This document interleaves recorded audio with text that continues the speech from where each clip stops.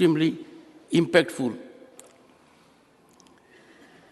माननीय सदस्यों, अब मैं माननीय प्रधानमंत्री जी को, नरेंद्र मोदी जी को सदन को संबोधित करने के लिए आमंत्रित करता हूं।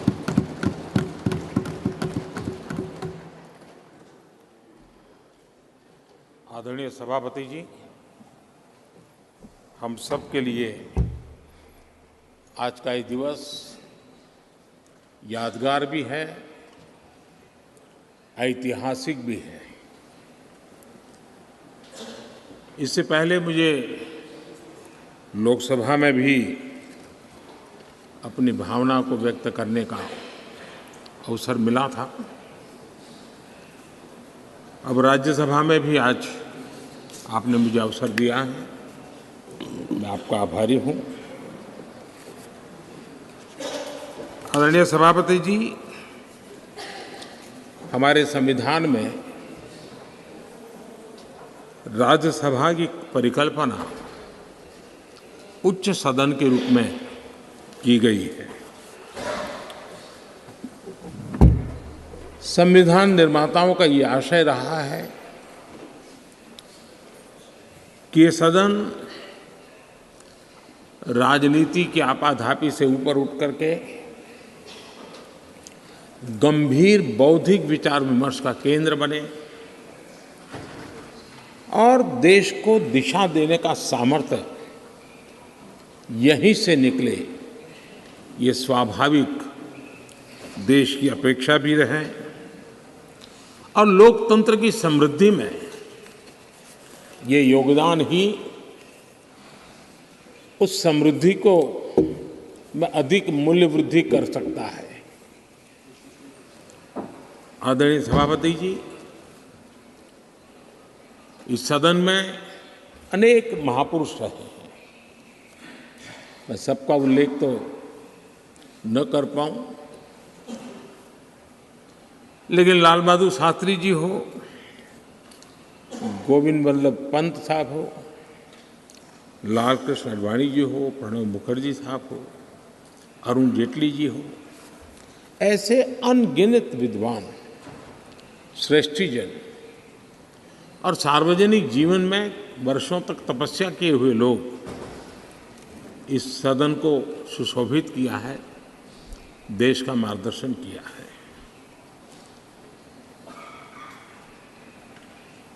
ऐसे कितने ही सदस्य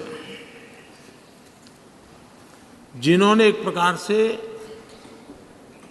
व्यक्ति स्वयं में एक संस्था के रहे हैं, एक इंडिपेंडेंट थिंक टैंक के रूप में अपना सामर्थ्य देश को उसका लाभ देने वाले लोग भी हमें रहे हैं। संसदीय इतिहास के शुरुआती दिनों में डॉक्टर सर्वपल्ली राधाकृष्णन जी ने राज्यसभा के महत्व पर कहा था कि parliament is not only A legislative but A deliberative body. Rajya Sabha से देश के जनता की अनेक ऊंची अपेक्षाएं हैं, सर्वोत्तम अपेक्षाएं हैं और इसलिए मान्य सदस्यों के बीच गंभीर विषयों की चर्चा और उसे सुनना, ये भी एक बहुत बड़ा सुखद अवसर होता है। नया संसद भवन एक सिर्फ नई बिल्डिंग नहीं है, लेकिन ये एक नई शुरुआत का प्रतीक भी है। हम व्यक्तिगत जीवन में भी देखते हैं, जब किसी भी नई चीज के साथ हमारा जुड़ाव आता है तो मन पहला करता है कि अब एक नए वातावरण का मैं ऑप्टिमम यूटिलाइजेशन करूंगा, उसका सर्वाधिक सकारात्मक वातावरण में मैं काम करूंगा, एक सहज स्वभाव होता है। और अमृत काल की शुरुआत में ही इस भवन का निर्माण होना और इस भवन में हम सबका प्रवेश होना, ये अपने आप में हमारे देश के 140 करोड़ नागरिकों की जो आशा आकांक्षा है, उसमें एक नई ऊर्जा भरने वाला बनेगा नई आशा और नया विश्वास पैदा करने वाला है। आदरणीय सभापति जी, हमें तय समय सीमा में लक्ष्यों को हासिल करना है, क्योंकि देश, जैसा मैंने पहले भी कहा था, ज्यादा प्रतीक्षा नहीं कर सकता है। एक कालखंड था जब सामान्य मन को लगता था कि भी ठीक है, हमारे माँ बाप भी ऐसे गुजारा किया, हम भी कर लेंगे, हमारे नसीब में ये था, हम जी लेंगे। आज समाज जीवन की और खास करके नई पीढ़ी की सोच वो नहीं है, और इसलिए हमें भी नई सोच के साथ, नई शैली के साथ सामान्य मानवीय की आशा आकांक्षाओं की पूर्ति के लिए हमारे कार्य का व्याप भी बढ़ाना पड़ेगा। हमारी सीमा, सोचने की जो सीमाएं हैं, उससे भी हमें आगे बढ़ना पड़ेगा, और हमारी क्षमता जितनी बढ़ेगी उतना ही देश की क्षमता बढ़ाने में हमारा योगदान भी बढ़ेगा। आदरणीय सभापति जी, मैं मानता हूं कि इस नए भवन में, ये उच्च सदन में, हम अपने आचरण से, अपने व्यवहार से संसदीय शुचिता के एक प्रतीक के रूप में देश की विधानसभाओं को, देश की स्थानीय स्वराज की संस्थाओं को, वहां की सारी व्यवस्थाओं को प्रेरणा दे सकते हैं। और मैं समझता हूं कि ये स्थान ऐसा है कि जिसमें ये सामर्थ्य सबसे अधिक है, और इसका लाभ देश को मिलना चाहिए, देश के जनप्रतिनिधियों को मिलना चाहिए, चाहे वो ग्राम प्रधान के रूप में चुना गया हो, चाहे वो संसद में आया हो। और ये परंपरा यहाँ से हम कैसे आगे बढ़ाएं। आदरणीय सभापति जी, पिछले 9 वर्ष से आप सबके साथ से, सहयोग से देश की सेवा करने का हमें मौका मिला। कई बड़े निर्णय करने के अवसर आए, और बड़े महत्वपूर्ण निर्णयों पर फैसले भी हुए, और कई तो फैसले ऐसे थे जो दशकों से लटके हुए थे। उन फैसलों को भी, और ऐसी बातें थी जिसको बहुत कठिन माना जाता था, मुश्किल माना जाता था, और राजनीतिक दृष्टि से तो उसको स्पर्श करना भी बहुत ही गलत माना जाता था। लेकिन सबके बावजूद भी हमने उस दिशा में कुछ हिम्मत दिखाई। राज्यसभा में हमारे पास उतनी संख्या नहीं थी, लेकिन हमें एक विश्वास था कि राज्यसभा दलगत सोच से ऊपर उठ करके देश हित में जरूर अपने फैसले लेगी। और मैं आज बड़े संतोष के साथ कह सकता हूं कि उदार सोच के परिणाम हमारे पास संख्या बल कम होने के बावजूद भी आप सभी माननीय सांसदों की मैच्योरिटी के कारण, समझ के कारण, राष्ट्रहित के प्रति अपनी जिम्मेवारी के कारण, आप सबके सहयोग से हम कई ऐसे कठिन निर्णय भी कर पाए, और राज्यसभा की गरिमा को ऊपर उठाने का काम सदस्य संख्या के बल पर नहीं, समझदारी के सामर्थ्य पर आगे बढ़ा। इससे बड़ा संतोष क्या हो सकता है। और इसलिए मैं सदन के सभी माननीय सांसदों का, जो आज वह हैं, जो इसके पहले थे, उन सब का धन्यवाद करता हूं। आदरणीय सभापति जी, लोकतंत्र में कौन शासन में आएगा, कौन नहीं आएगा, कौन कब आएगा, ये क्रम चलता रहता है, वो बहुत स्वाभाविक भी है, और वो लोकतंत्र की स्वाभाविक उसकी प्रकृति और प्रवृत्ति भी है। लेकिन जब भी विषय देश के लिए सामने आए, हम सब ने मिल करके राजनीति से ऊपर उठ करके देश के हितों को सर्वोपरि रखते हुए कार्य करने का प्रयास किया है।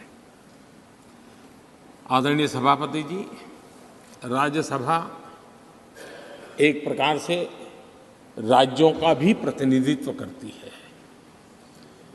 एक प्रकार से कोऑपरेटिव फेडरलिज्म, और अब हम जब कॉम्पिटिटिव कोऑपरेटिव फेडरलिज्म पर बल दे रहे हैं, तब हम देख रहे हैं कि अत्यंत सहयोग के साथ अनेक ऐसे मसले रहे हैं, देश आगे बढ़ा है। कोविड का संकट बहुत बड़ा था, दुनिया ने भी परेशानी झेली, हम लोगों ने भी झेली है, लेकिन हमारे फेडरलिज्म की ताकत थी कि केंद्र और राज्यों ने मिल करके जिससे जो बन पड़ता है बन कर करके देश की बहुत बड़े संकट से मुक्ति दिलाने का प्रयास किया। और ये हमारे कोऑपरेटिव फेडरलिज्म की ताकत को बल देता है, हमारे फेडरल स्ट्रक्चर को की एक ताकत, उसने अनेक संकटों का सामना किया है।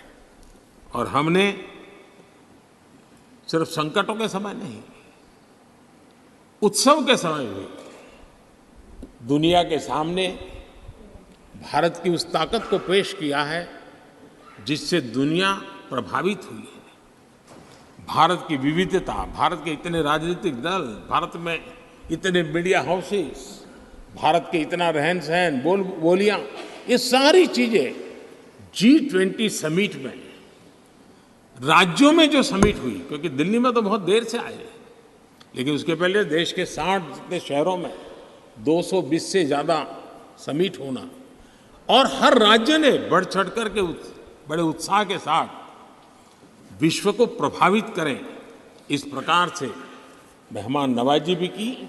और जो डेलिब्रेशंस हुए, उसने तो दुनिया को दिशा देने का सामर्थ्य दिखाया है। और ये हमारे फेडरलिज्म की ताकत है, और उसी फेडरलिज्म के कारण और उसी कोऑपरेटिव फेडरलिज्म के कारण आज हम यहाँ प्रगति कर रहे हैं। आदरणीय सभापति जी, इस नए सदन में भी, नई हमारी इस पार्लियामेंट बिल्डिंग में भी उस फेडरलिज्म का एक अंश जरूर नजर आता है, क्योंकि जब बनता था तब राज्यों से प्रार्थना की गई थी कि कई बातें ऐसी हैं जिसमें हमें राज्यों की कोई न कोई याद यहाँ चाहिए, लगना चाहिए कि ये भारत के सभी राज्यों का प्रतिनिधित्व यहाँ है। और यहाँ कई प्रकार की ऐसी कलाकृतियाँ, कई चित्र, वो जो पूरे हमारी दीवारों की शोभा बढ़ा रहे हैं, वो राज्यों ने पसंद करके अपने यहाँ राज्य की श्रेष्ठ चीज़ भेजी है। यानी एक प्रकार से यहाँ के वातावरण में भी राज्य भी है, राज्यों का की विविधता भी है, और फेडरलिज्म की सुगंध भी है।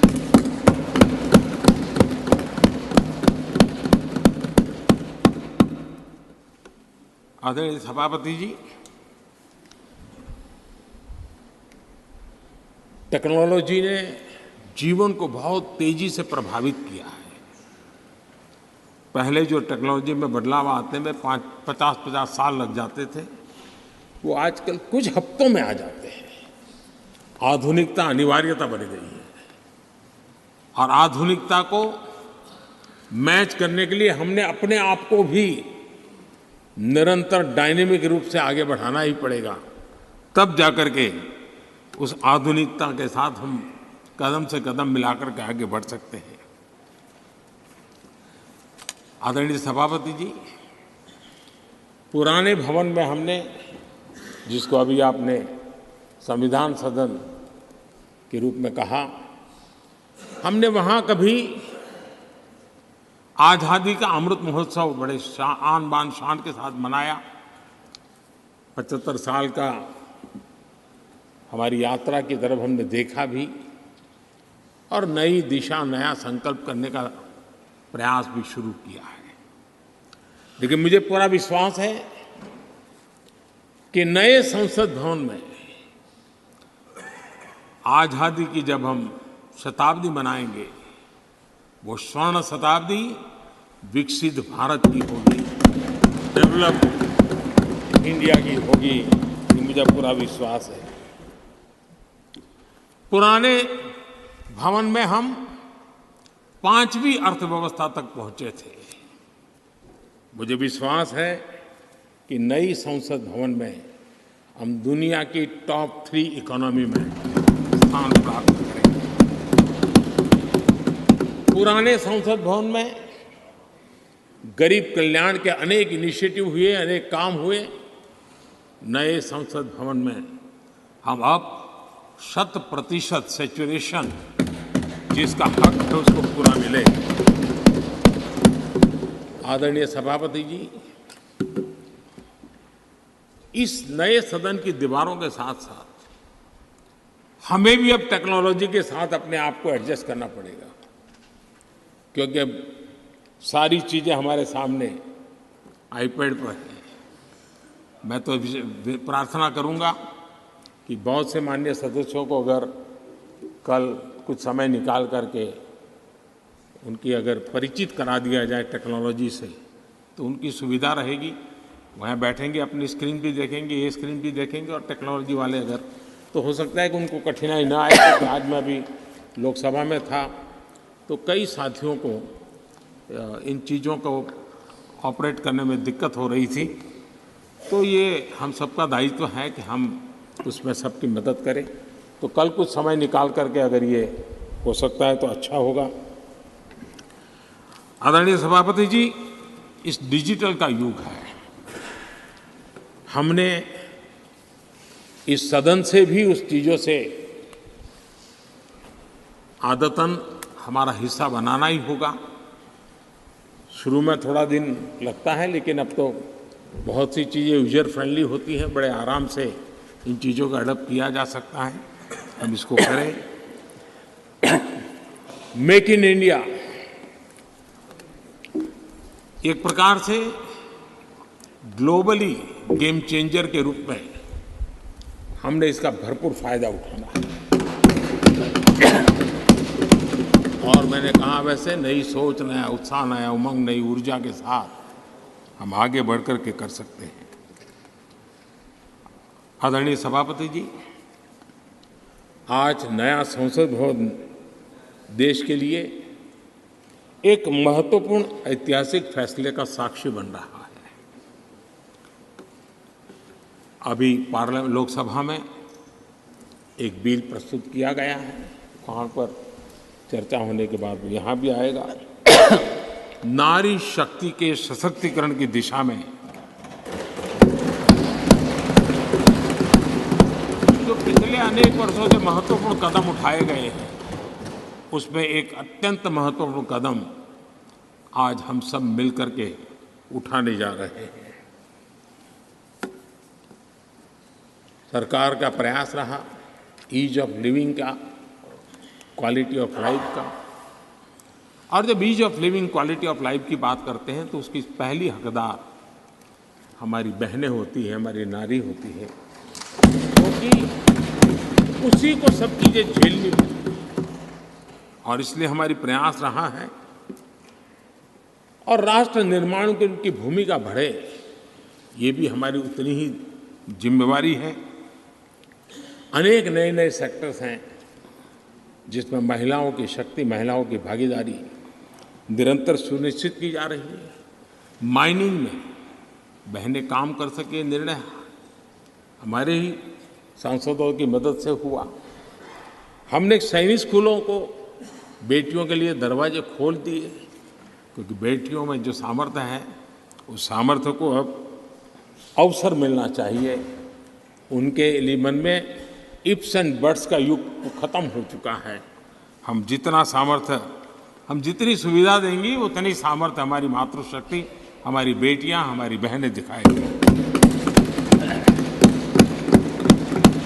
बेटी बचाओ बेटी पढ़ाओ का अभियान वो कोई सरकारी कार्यक्रम नहीं है, समाज ने इसे अपना बनाया है। और बेटियों का मान सम्मान की दिशा में समाज में एक भाव पैदा हुआ है। मुद्रा योजना हो, जनधन योजना हो, महिलाओं ने बढ़ चढ़ करके इसका लाभ उठाया है। फाइनेंशियल इंक्लूजन के अंदर आज भारत में महिलाओं का सक्रिय योगदान नजर आ रहा है। ये अपने आप में मैं समझता हूँ उनके परिवार के जीवन में भी उनके सामर्थ्य को प्रकट करता है, जो सामर्थ्य अब राष्ट्र जीवन में भी प्रकट होने का वक्त आ चुका है। हमारी कोशिश रही है कि हमारे माताओं बहनों के स्वास्थ्य को ध्यान में रखते हुए उज्ज्वला योजना, हमें मालूम है गैस सिलेंडर के लिए पहले एमपी के घर के चक्कर काटने पड़ते थे, गरीब परिवारों तक उसको पहुंचाना, मैं जानता हूँ बहुत बड़ा आर्थिक बोझ है, लेकिन महिलाओं के जीवन को ध्यान में रखते हुए उस काम को किया। महिलाओं के सम्मान के लिए ट्रिपल तलाक लंबे अरसे से राजनीतिक दृष्टि से राजनीतिक लाभालाभ का शिकार हो चुका था, इतना बड़ा मानवीय निर्णय, लेकिन हम सभी माननीय सांसदों की मदद से उसको कर पाया। नारी सुरक्षा के लिए कड़े कानून बनाने का काम भी हम सब कर पाए हैं। विमेन लेड डेवलपमेंट G20 की सबसे बड़ी चर्चा का विषय रहा, और दुनिया के कई देश हैं जिनके लिए विमेन लेड डेवलपमेंट विषय थोड़ा सा नया सा अनुभव होता था, और जब उनकी चर्चा में सुर आते थे कुछ अलग सी सुर सुनने को मिलते थे, लेकिन G20 के डिक्लेरेशन में सबने मिलकर के विमेन लेड डेवलपमेंट के विषय को अब भारत से दुनिया की तरफ पहुंचा है, ये हम सब के लिए गर्व है। आदरणीय सभापति जी, इसी बैकग्राउंड में लंबे अरसे से विधानसभा और लोकसभा में सीधे चुनाव में बहनों की भागीदारी सुनिश्चित करने का विषय है, और ये बहुत समय से आरक्षण की चर्चा चली थी।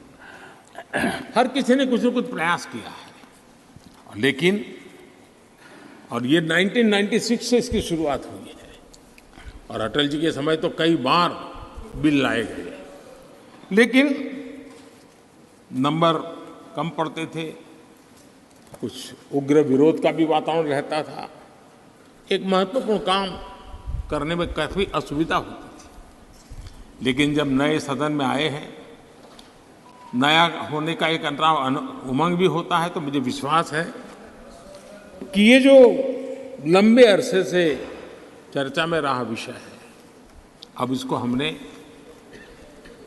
कानून बना करके हमारे देश की विकास यात्रा में नारी शक्ति की भागीदारी सुनिश्चित करने का समय है।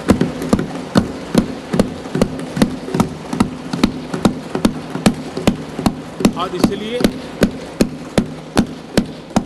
नारी शक्ति वंदन अधिनियम, कल लोकसभा में इसकी चर्चा होगी और इसके बाद राज्यसभा में भी आएगा। मैं आज आप सबसे प्रार्थना करता हूं कि एक ऐसा विषय है जिसको अगर हम सर्वसम्मति से आगे बढ़ाएंगे तो सच अर्थ में वो शक्ति अनेक गुना बढ़ जाएगी।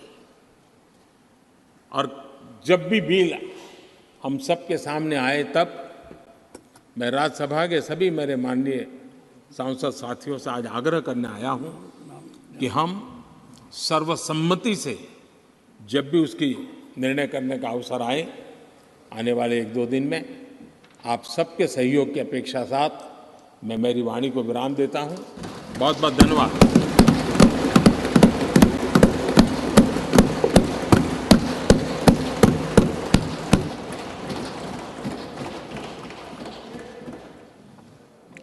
माननीय सदस्यों,